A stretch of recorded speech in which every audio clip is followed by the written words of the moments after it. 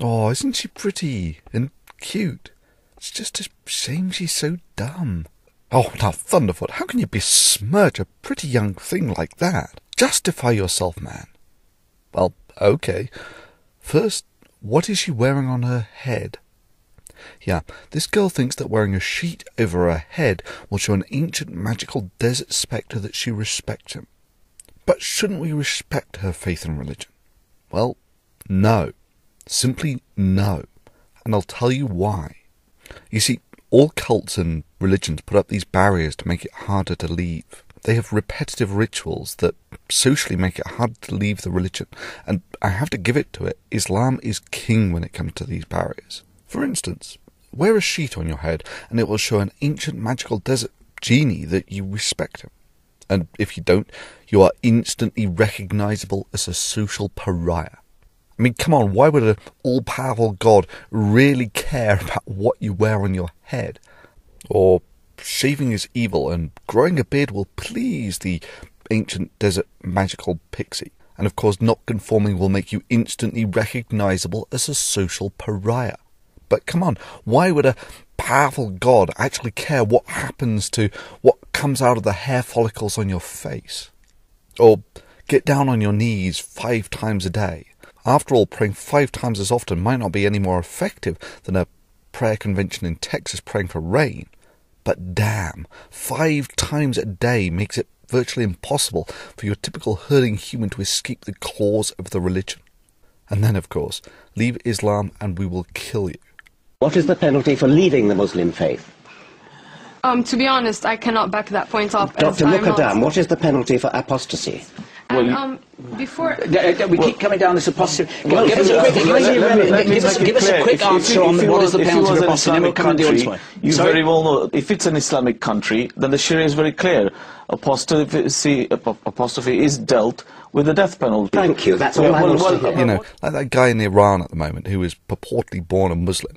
So now that he's grown up and says that he's a Christian, this obviously means that under Islamic law, as practiced in an Islamic country, that he should be executed. It's all designed to create social conformity to the religion and to make it harder to leave. So no, I have no respect, none whatsoever, for a woman who embraces the very tools of her social thraldom, no matter how well it's accessorized. To me, putting a sheet over your head to appease some desert spectre commands exactly as much respect as putting a box of ramen noodles down your jockstrap to show the flying spaghetti monster how much you love him.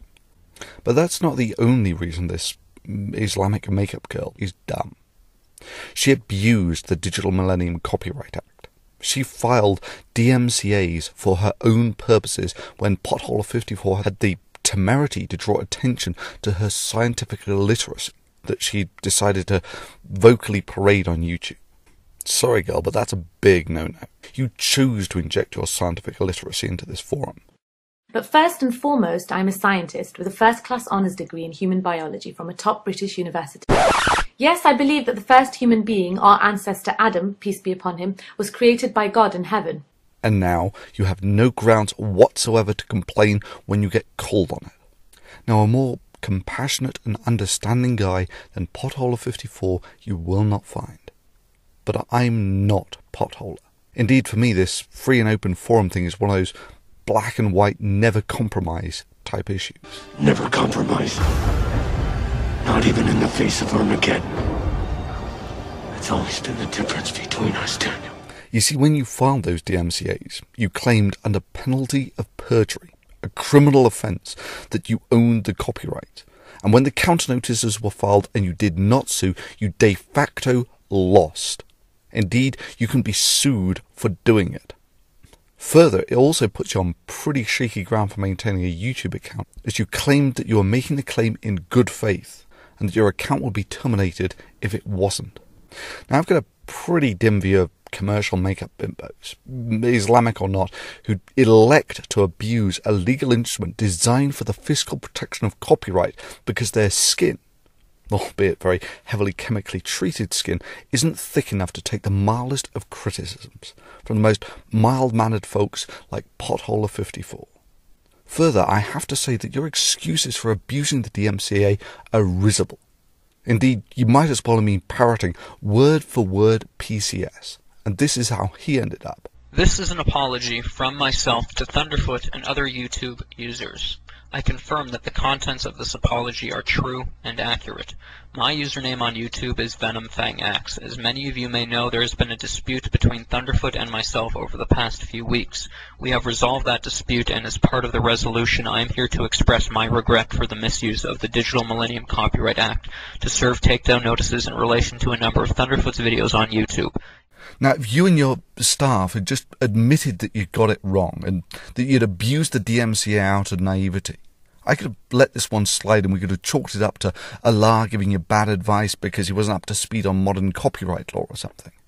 But that's not what happened. You acted like you'd done nothing wrong. And that's bull. And it sets a lousy precedent.